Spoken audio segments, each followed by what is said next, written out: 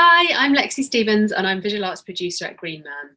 I'm also an artist and I've worked in the festival industry for over a decade, working on events like Secret Garden Party, Glastonbury and Glade, and working on some of London's large-scale public events.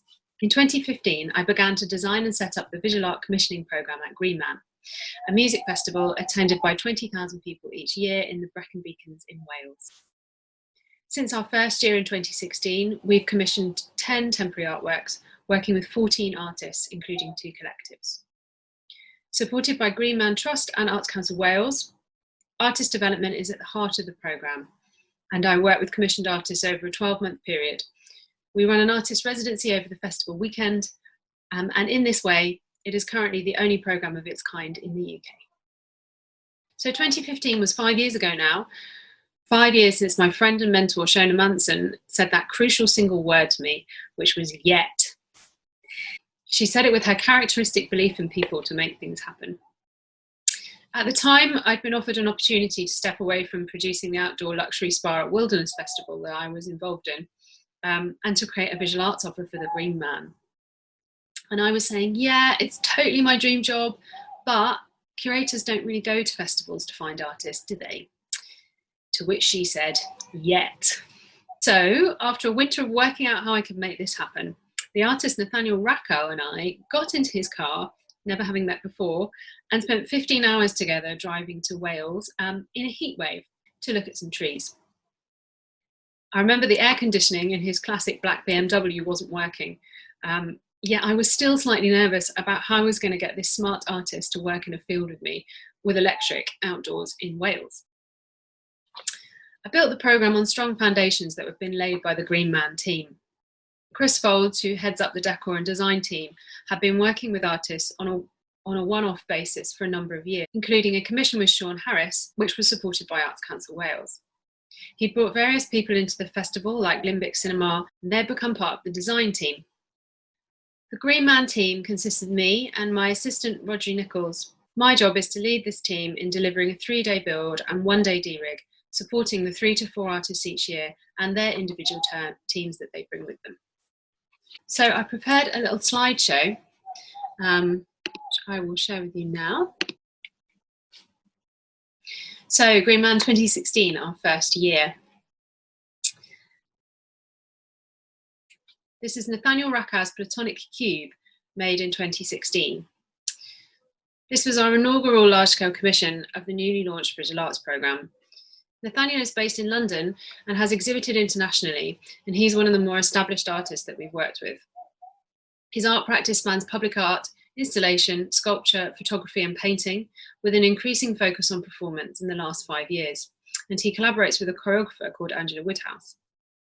His often large-scale, urban reference sculptures and light sculptures are designed to recreate the experience of navigating the city around us.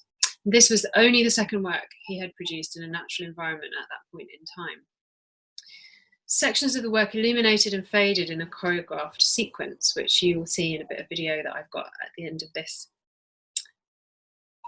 And I'm just going to... One of people's favourite things was an artwork by Nathaniel Racco, a magical tree-high light piece with a huge infinite rectangle of shimmering geometry. All right, I'm a bit tired, but listen to how good Nathaniel is at telling you all about it. The work's called Platonic Cube. It's a little bit out of the normal kind of environment that I place my work. Like much of my work, this piece draws inspiration from cities and urban environments. And when Lexi Stevens, who's the arts coordinator, said she was trying to set up a contemporary art programme for Green Man, she was describing to me how she wanted to bring really high quality contemporary art into a festival context. I was like, okay, I think that's something that I can get into, even though it's a little bit different to where I would normally present my work. So I came down and did a site visit, and I was walking around the whole site and saw this forest area, and I was like, okay, this is an incredible environment to create a space with art and, you know, an environment for people to wander around and be with the work. And there's something, I mean, it's something obviously very contemporary about it. The materials, the fact that it's illuminated. It's not a neon, but people might be forgiven for it looks like a neon, I suppose. It does feel urban, or it feels something slightly extraterrestrial in the middle of this very natural landscape. Did you want to do something that didn't necessarily clash with its surroundings, but made a statement against all the nature?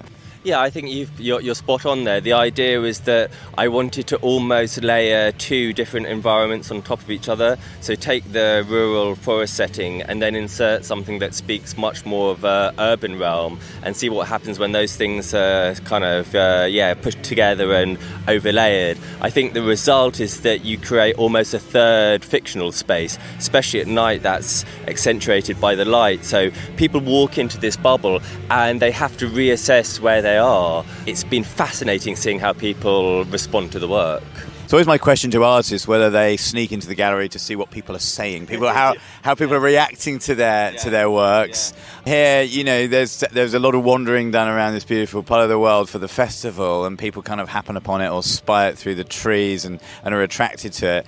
I've seen people sitting around it like they've been sitting around the various campfires here. It's kind of got a very contemporary campfire feel. So is that something you wanted to do to make it a gathering place? No, that's interesting, and I think that it does really work as a gathering place, and I think that the title as well, Platonic Cube, the Platonic bit refers to the Platonic solids, the cube being one of them, but also, Platonic is also about this idea of a kind of like sort of friendship-based friendship relationship. So this gathering around a campfire ties into that secondary reading of the title. So that's definitely happened. As I was mentioning earlier, when coming down to the work, seeing how people interact and approach it. On Thursday night, when it was a bit drier, there were loads of people lying on their backs underneath the work, just looking up at it. And then sometimes I'd come down, see a few people around, and then look out into the woods a bit more and see little camps of people who had just been sort of sitting there for an hour with a beer. So that's definitely a different kind of view experience that I've achieved before with my work. So that's been fascinating, yeah. And we love the atmosphere of this festival. We've been here before, and it has an idea of Legion Leaf about it necessarily because of the title and because of the Green Man that we're going to burn later tonight. Your piece is very different from that. Is that something that the geometry of it and all the rest of it, sort of strict lines, but a very sort of warm feeling about it at the same time?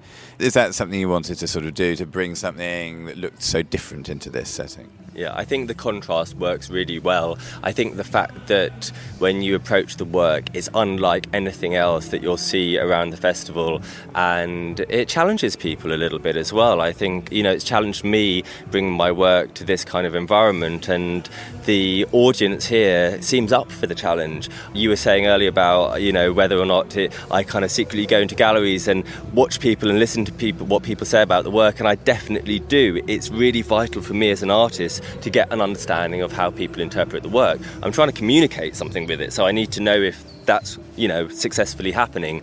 And the conversations that I've had with people down here, they're really into it. They're talking a lot about how they're interpreting it, obviously asking me questions, but talking a lot about what it means to them. So it just feels like it's a really art-engaged audience. They're definitely up for something a bit more challenging and out of the ordinary for this kind of environment. There is space within the rectangle for a band to perform. If they had to, who would you have off this weekend's bill, Nathaniel, to play in Platonic Cube? I think that probably having really, really enjoyed James Blake's set, maybe just him as a sort of stripped back thing in there with the sequence running, that could work pretty well, couldn't it? That could work very well indeed. We recommend it. There we are, the new light show next year coming up, James Blake versus Nathaniel Racco. Nathaniel, thank you very much for your time. So that was Robert Barnes from Monocle interviewing Nathaniel at the 2016 festival. And there is Nathaniel standing in his sculpture at the end of what was quite an exhausting weekend. So then we move on. Green Man 17 comes around 1 year later. I've managed to get some funding from the Arts Council of Wales and the Arts Council of England by this point. This is Lumen's work called Eclipse. Lumen is an art collective focused on the themes of astronomy and light.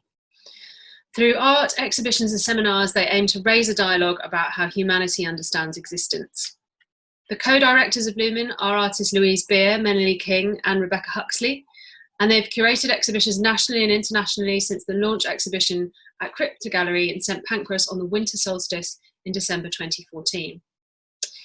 For Green Man, they created this new work, Eclipse, occurring around the time of Green Man, but also visible in the United States, providing a collective viewing experience under the pine trees, and there's Melanie there. So these guys here, their whole family had travelled to South Carolina to chase the eclipse, and they couldn't go because they had their tickets for Green Man and they really didn't want to miss it. So they came and stood and had their eclipse experience on the other side of the world underneath Lumen's artwork. And there's Melanie there, standing proudly with her work. She was overseeing the build on site on behalf of the collective. This is Calum McCutcheon's Wedge, also commissioned in 2017. So Calum McCutcheon is a Welsh mixed media artist who's interested in our psychological relationship with sound. He uses aspects of musical composition as a framework and a process to create visual and sonic art. He's interested in the combination, balance or imbalance of auditory and visual senses. His commission for Green Man was an immersive audio-visual installation that used chance rhythms, which were duplicated by a sequence of light and sound, involving moments of alignment between two identical AV sequences played out of sync. This was his first commission since graduating from the University of Bristol in 2016. Currently enrolled on the Creative Futures Residency with Creative Youth Network. Calum has made a mini documentary about the work that we will be screening as part of our Field of Streams event on Saturday, 22nd of August. I'd like to show you a little excerpt of it now because I think it gives a really good understanding about about what was involved in the project. Usually I work quite small scale, using found or repurposed objects as materials, mainly because they're cheap and accessible. That process of playing with materials is really important to me.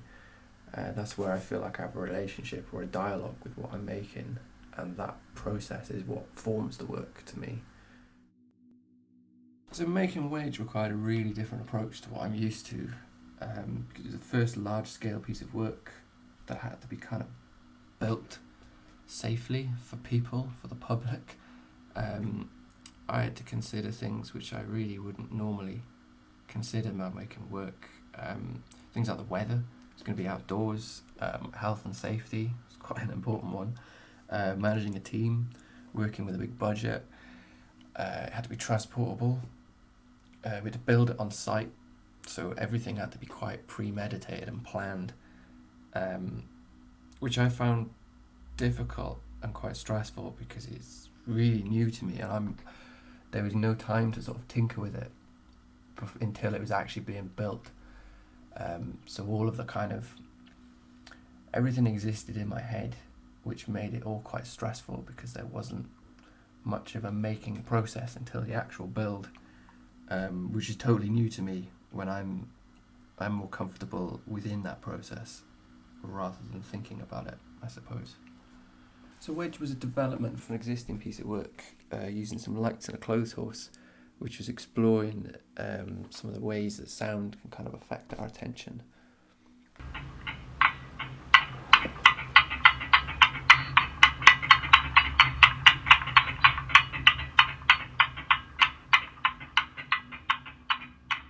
The sound was created by a recording of a bike chain, slowed down, and then played out of individual speakers, but played out of sync from each other.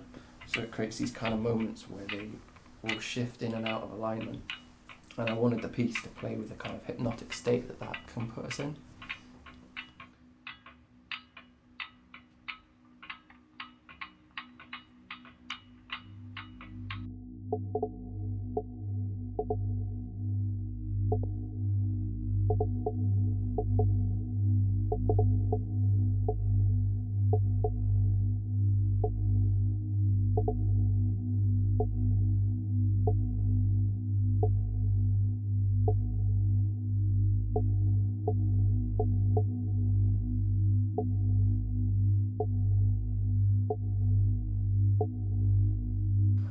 Inside Wedge, used the same bike chain audio sequence as the Clothes Horse piece, but with added layers of kind of bassy frequencies through a big sound system. I wanted to create a space that feels like you're entering a sound and changes the way that you feel, giving a sort of physical presence to the sounds. I used Binaural Beats, which is an audio phenomena, which is a tone created inside the brain when it's presented with two slightly different frequencies, which then affects the way the brain functions.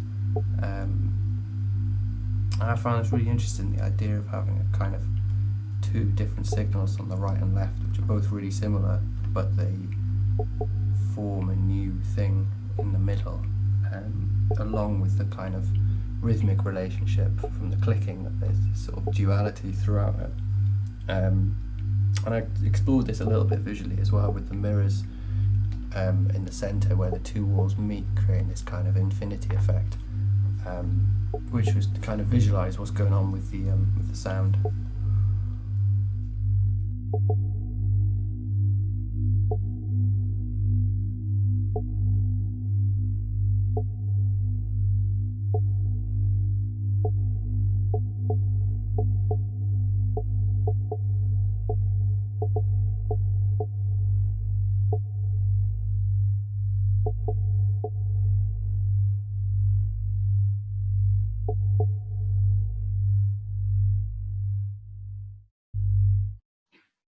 And there's Calum standing in his artwork, also quite tired by the end of the weekend. Running theme. So this is David Ogle's Lumen. The work was originally commissioned for Illuminating York in 2016, and it was significantly reconfigured for Green Man, involving a new wiring system. David is an artist and lecturer who works predominantly with drawing and site-responsive installation, and he's based in Liverpool. There he is. So this installation of tree-like structures formed a luminous canopy of interlocking neon branches, reconfiguring the experience of place through colour and light. Each limb that you see there is individually welded to produce a hand-drawn kind of linear form, like drawing on paper, that's realised in 3 dimensions at the scale of the human. This is Antonio Roberts' work Mirrored. Antonio is a new media artist and curator based in Birmingham. His practice focuses on the errors and glitches created by digital technology and explores what ownership and authorship mean in the age impacted by digital technology. His commission for Green Man was a new work inspired by seeing Battles at the festival the previous year when he was artist in residence. Mirrored, named after Battles' first album, is a number of perspex cubes, you can see one there, each etched with his characteristic imagery depicting scenes from the festival. Mirrored was a development of some work that he'd made for Short Circuit project in Copenhagen, and it built on his interest in presenting work off the screen. In this case, he was working outdoors for the first time, and he definitely hadn't made anything on this scale ever before. Antonio also participated in Algorave, which was a late night event where electronic music is generated from live algorithms, and you can see the coding being done live on the screen. This was a collaboration with Einstein's Garden, who look after the science engagement for Green Man Festival. And there's Antonio standing in the forest. So here we go, 1 year in the future. And so this is Megan Broadmeadow's Seek, Pray, Advance, episode 2, The Fourth Kind. Megan is a Welsh artist working in installation, video, VR and digital technologies. A film from this work that was shown inside the structure called Pillars of the Earth is going to be live streamed as part of Field of Streams on Saturday the 22nd of August. The work was the second part of an episodic work which unfolded across the UK throughout 2018 and 19. It's a co-commission in partnership with Southwark Park Galleries London and Quad in Derby, and was the largest project that Megan had made at that time. Inspired by recent UFO religious leaders and recordings of hallucinations from across human history, the ambitious work stemmed from Megan's ongoing interest into contemporary UFO religions, encounters, revelation and personal accounts of religious euphoria through history, charting parallels of religious epiphany and alien contact. It investigates the human condition of belief, asking if we really are alone, and what about the others that exist within us, the others created by society, the others whom we must listen to and obey. The work comprises installation, video, performance, sound, and parts were developed through an intensive period of collaboration with artists, singers, and dancers. And you can see here, the work changed throughout the duration of the festival. It appeared to have kind of crash landed in the site as this mysterious object, later to go through a series of actions that happened to it, where bits came off the side, smoke came out, there were some puppets that came out of the top at some point. And the Sci-Fi Choir, who have put together to create the soundscapes for this project by Megan, did a performance in Einstein's Garden and with the box also, and there's a little picture of them coming up in a second. An EP of the soundscapes that they created was released by Paperfolds in Bristol, and a text written by the researcher and curator Lucy A. Sames, investigating the occult, extraterrestrial and religious experience, accompanied the work through a series of QR codes. And these are the puppets that you can see escaping from the top of Megan's box there.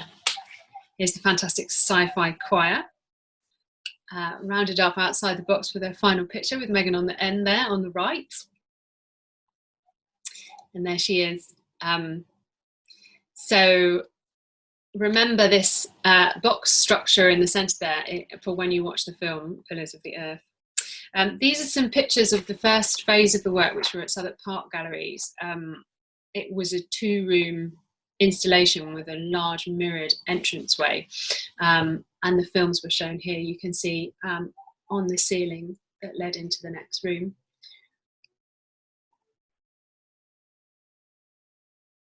There is the box, which grew bizarrely in size and ended up crashed into the atmosphere of room. And this is the film, Pillars of the Earth, which I'm just going to show. It's about 4 minutes long.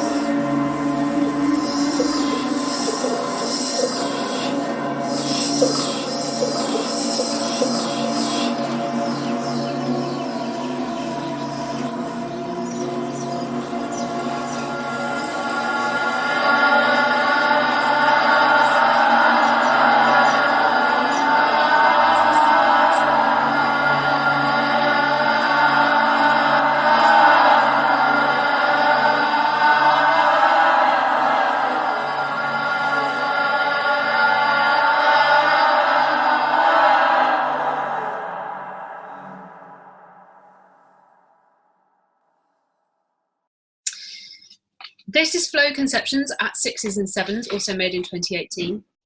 It's a generative audio-visual work that responds to the presence and interaction of the audience that gather within its parameters. Viewers gathering beneath the work activated a tunnel of geometric strips that you can see there, extending over 10 metres up into the tree canopy. This is a picture of it in the daytime, looking completely different. A localised generative soundscape, and you can see the speakers there in the bottom. There they are, Jack and Henry. The generative soundscape responded to and morphed in relation to the quality and variation of viewers' actions when they're inside the parameters of the work. So we use stage monitors for this to create a localised soundscape, which is something we've taken forward in all of the installations that use sound as we've gone forward with the work. The duo work at the intersection of music technology, video production and large-scale design, and they often collaborate with other artists, performers and designers to make these audio-visual works, which are often generative and respond to human presence. Green Man was one of the 10 festivals that the duo toured their first work, Tourist Tour, in 2016. It wasn't a new commission of ours, but we did show it within the programme very proudly. So in 2018, they returned to make their largest structure without a supportive housing to date, utilising the tranquil pine copse to suspend the work from. So this occupied the same place on the site as Nathaniel Racco's Cube did. Just next to it was a work called Impalable Suspension, and this is by the Italian artist Carlo Bernardini. Carlo is a very established artist based in Milan, probably the most established that we've worked with, and we worked with a translator who helped our rigging team communicate with Carlo to install this work in the trees. The work was a linear geometric installation of triangular forms made using a single length of optic fibre. It responded to and manipulated the space of the pine copse and changed its visual identity as the audience navigated around and under it. This was the first opportunity to see the Italian artist's work in the UK for the first time since 2013. The work explored the artist's interest in the instability of visual unity and the existence of two independent viewpoints. This is Carlo there standing below his work. Green Man 2019. So this is getting on to last year. So this is Hazel Brill's Algae.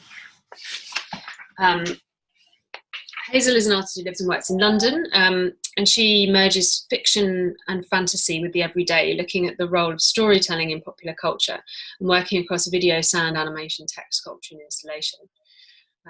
In her work, she often refers to techniques for seduction and explores emotional relationships with technology and finance. So her temporary commission Algae appeared like a relic of Sam's casino show at Las Vegas behind a quiet garden pond at the foot of the Brecon Beacons. It was a new film work with audio, and it was projection mapped on a continual loop onto this theatrical set, as you can see. The newly commissioned moving image element created an absurd micro-world where characters and scenes move through layered histories and different time zones in an interconnected story that referenced landscape gardening, Las Vegas, privatized land, ways to produce euphoria, sound, aquatic organisms, and microbes. All of the elements contain their own realities, and the video shifts between these imagined human and non-human perspectives. The visuals in the pond setting touches on the idea that something natural is arguably something accidental, and the absurdity in achieving a replica can be both sad and beautiful. This is a work by Sean Harris called Echo Maker. So we've worked with Sean Harris in the past, as I mentioned at the beginning of this talk. And Echo Maker, this particular work, was originally commissioned by Somerset Artworks, and it was to do with the reintroduction of cranes to the Somerset levels. We commissioned Sean to make a new epilogue for this piece, which allowed him an opportunity to draw together some other experiences that he'd been kind of sitting on for a long time. So the work is, in the end, a 40-minute animation divided into 3 parts with a 2-minute chorus. It presents the matters surrounding the reintroduction of the cranes to the Severn Estuary and the Somerset levels. And a series, you see here, this is a series of these thin fabric projection screens, were up to 3 meters wide and extended 7 meters back into the woods, where they were suspended from the pine trees in this steel rig. So I'll just show you this.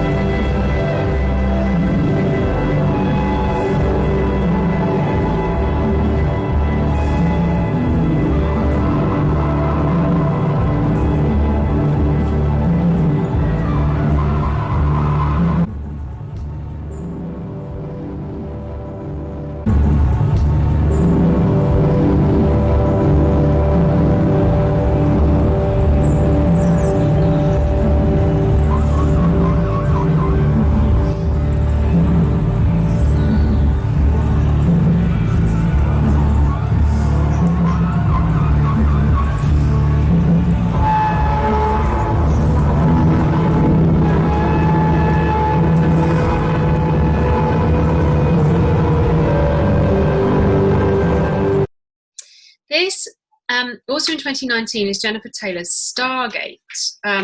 So Jennifer Taylor is an artist who lives and works in Cardiff, and works with live performance, film and installation to create absurd scenarios with obstructive narratives that explore ritualistic behaviour and systems of control. By merging notions of a mystical ancient past with sci-fi fantasies of an imagined distant future, she presents an intense fusion of ambiguous fictional realities. So Jenny's commissioned Stargate was a relic-like pyramid just over 3 meters tall. The mirrored form referred to the relics of the ancient Neolithic structures such as Stonehenge and monuments in Anglesey, and sci-fi monoliths in Arthur C. Clarke's Space Odyssey series and Kubrick's film that the title refers to, where an extraterrestrial species called the Firstborn plant monolithic machines on planets with signs of life to ensure the continued evolution of the universe. And here we go. So it was very, very different in the nighttime to the day, as you can see here. At dusk every day, it started to glow, revealing this elaborate system of interlinked components laid out in a complex, otherworldly landscape. Obscure objects from reimagined ancient rituals merged with a sci-fi aesthetic to create an absurd layering of times and realities. So there we go. You can see attracted. It became a really popular meeting point within the festival there. And there's Jenny. So I just wanted to say a few words about the Green Man Artist Residency, because this is what sets Green Man apart from other programs that present visual art at festivals. Aside from the fact that we are commissioning new work, we work with artists over a 12-month period. Series that they come on the residency and meet with a peer group. So there's Megan there and Ben Borthwick there sitting next to her. There's Antonio Roberts doing his presentation in Einstein's garden. So all of the artists present their practice to the other artists there. There's John Kipps, who's been on board working with me to facilitate the rest since the beginning. And you'll see in the slide there, he has produced a very successful program called Artist Village at Village Green, which is run by Metal for a number of years. The initial Green Man funding application was written in Chalkwell Hall as I was installing an artwork that he'd commissioned me to make for Village Green. So there's always been a bit of a connection, and we've often talked about what it is to make work in this way. There's Hazel and Benedict Drew. So all of the artists camp together and really get a feel for what it's like to be part of the Green Man family. And there are many opportunities for people to gather together at lunchtime and have those kind of conversations and chats that we think are the bedrock of creativity. They also all think they're DJs, I think, and I pop this in as a bit of a running joke about their caps. So I don't do all of this on my own. I have an assistant called Roger, who you see in the top right there. And on occasion, we bring in freelancers. That is Noemi Swan at the bottom there with Carlo Bernardini, for whom she was a translator. This is our wonderful rigging team, Stav and Isla, without who we really couldn't do the work that we do at height. And a little picture of the Green Man site crew there at the bottom, assisting us with Jenny's enormous pyramid, which was unplanned, and they're very good at kind of pitching in and helping. So at Green Man, we're very much part of the larger team, and I need to say a massive thanks to everybody behind Green Man who helps us to produce the work that we do. The Green Man is a fantastic festival to work at. There is a real feeling of family and community, which is very special and quite unique to that particular event. And I need to say thank you to that entire team, including Fee Stewart and Ian Fielder, Joanna Rodriguez, Adam Stewart, for their support in helping us to set up and grow this programme. And just to finish off, here's a little view of Green Man. There's the mountains in the background. This is our main stage. This is Green Man Rising stage. So Hazel's work was in the middle of the pond, just near to here. So this is a picture of Green Man in the day. And you can see there are just crowds of people everywhere. And it's a huge and very busy environment. And I think for artists, it's very different to work in this kind of temporary city to how it might be to work in a gallery. You become part of a really big machine that functions kind of like a family. It's a very unique event in that way. So it is a pleasure and an honour to be working on these artist projects in such a vibrant and fantastic environment. And there we go.